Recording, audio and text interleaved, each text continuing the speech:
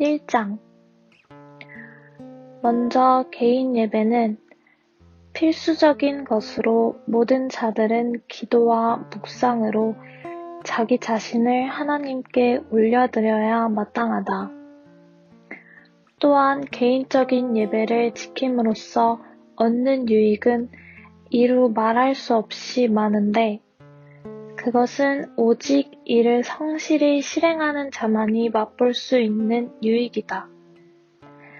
그 시간에 각 개인은 특별한 방식으로 하나님과 교통하며 자신에게 주어진 다른 모든 신앙적 의무들에 대해서도 바르게 준비될 수 있다. 그러므로 목사들은 모든 신자들이 아침 혹은 저녁으로 또는 하루 중 다른 시간에라도 이를 반드시 실행하도록 권해야 한다. 뿐만 아니라 각 가정의 가장들은 자신뿐 아니라 모든 가족들이 개인 예배를 성실히 실행하는지 세심하게 살필 책임이 있다. 해설입니다. 그렇다면 어떤 의미에서 개인 예배가 신앙적 의무들에 대해 바르게 준비될 수 있도록 해주는 것일까요?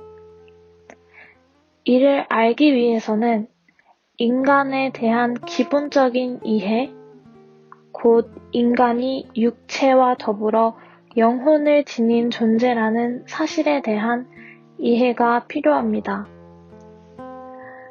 웨스트민스터 신앙고백이 아직 채택되기 전에 스코틀랜드에는 스코틀랜드 신앙고백과 함께 제2 스위스 신앙고백이 스코틀랜드 장로교회 총회의 신앙고백으로 있었습니다.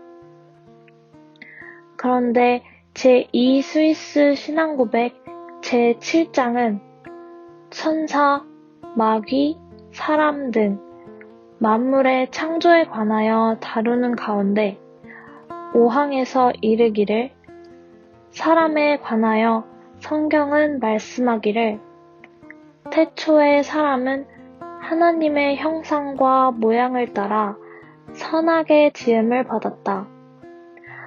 하나님께서는 그를 낙원에 두시고 모든 것들로 그에게 복종하게 하셨다고 창세기 1장 27, 28절, 2장 8절, 5장 1절의 구절을 인용했으며 또한 6항에서는 이르기를 우리는 또한 사람은 두 다른 본질로 구성되어 있다고 주장한다. 즉, 몸에서 분리되더라도 잠들거나 죽지 않는 불사의 영혼과 죽게 마련인 몸으로 구성되어 있다. 그럼에도 몸은 살아있든 죽어있든 최후의 심판에 죽음으로부터 일어나 온전한 사람이 되어 영원히 거할 것이다 라고 했습니다. 그런데 인간의 몸과 영혼에 관하여 다루고 있는 토마스 카트라이트의 기독교 교리 강론 제7장에서는 인간 창조에 대하여 문답으로 다루는 가운데 인간은 무엇으로 구성되어 있는가? 라고 물은 뒤 대답하기를 두 가지로 몸과 영혼이다 라고 했으며 그의 몸은 무엇으로 만들어졌는가? 라고 물은 다음에는 대답하기를 땅의 고운 먼지이다 라고 했습니다. 아울러 몸이 땅의 고운 먼지로 만들어진 것에는 가장 저급한 요소로 남자의 몸을 만들므로써 사람에게 그 자신의 몸이 어떤 낮은 물질로 만들어졌는가에 대한 이해를 주시려는 의도가 있으며 이를 통해 인간은 자기 스스로를 통찰함으로써 스스로 낮아지고 겸손해질 수 있다고 설명해 주고 있습니다. 반면에 영혼은 영적인 본질로 만들어졌으며 그 본질은 하나님께서 사람에게 생명을 주시기 위해서 땅에서 나온 육체 안에 불어넣으신 것으로 그 숨이 몸과 결합되었을 때 그 자체 안에 생명을 가졌던 것처럼 몸으로부터 분리되었을 때에도 생명을 유지한다고 하여 육체와 달리 영적인 본질로 된 영혼이 영원함을 설명하고 있습니다.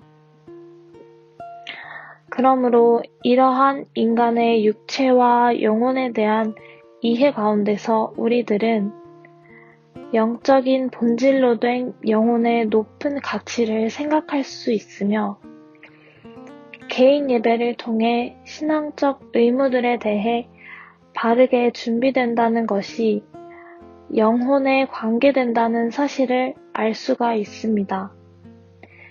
즉, 개인 예배를 통해 준비되는 것 또한 영적인 본질로 된 영혼이 신앙적 의무들을 따르고 지키는데 바르게 준비되도록 함인 것입니다.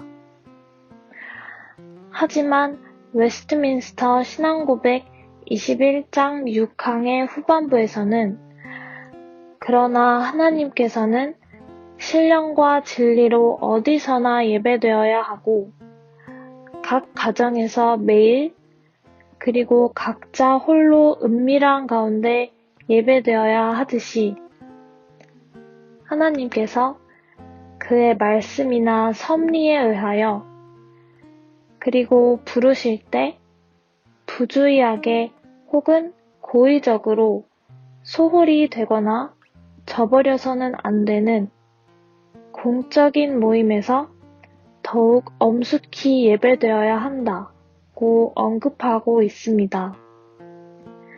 특히 각자 홀로 은밀한 가운데 예배되어야 하듯이 라는 문구에서 분명하게 개인적인 예배의 당위성을 언급하고 있어서 경건한 예배의 요소가 특정한 장소에 매여 있는 것이 아니라는 언급에 대한 오해가 없도록 구현하고 있는 것을 볼 수 있습니다. 즉, 개인적으로나 가정에서 드리는 예배는 그 자체로 완전하고 최종적인 것처럼 생각해서는 안 되며 오히려 공적인 모임에서 더욱 엄숙히 예배되어야 한다는 것입니다.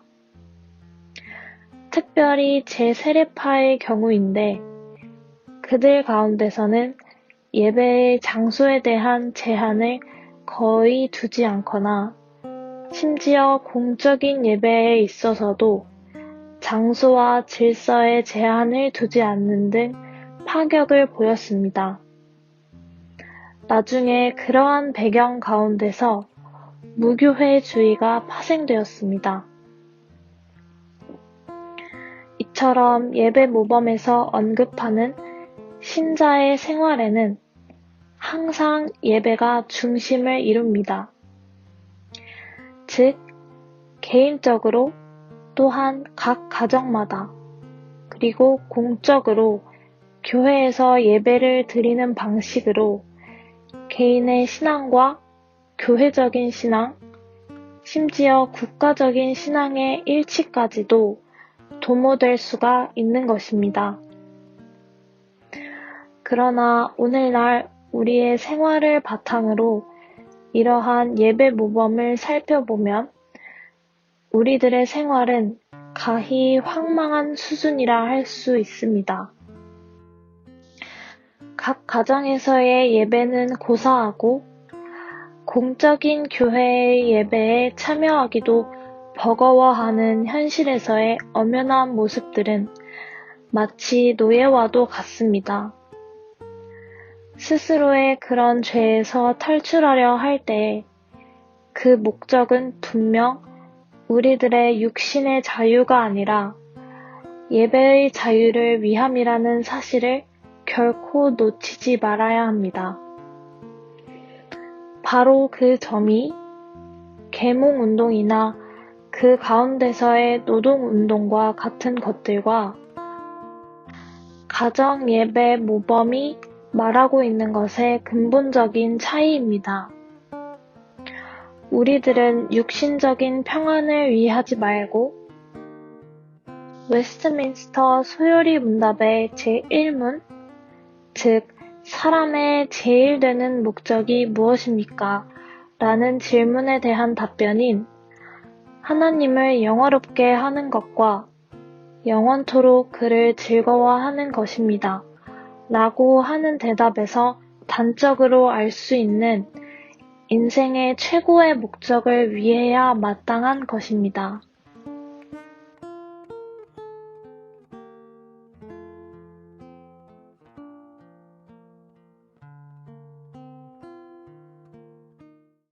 땅의 모든 끝이 여호와를 기억하고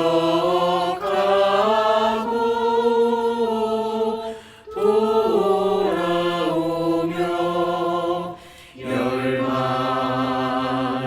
모든 족속이 주의 앞에 경배하리니 나라는 여호와의 것이요 여호와는 열방의 주제시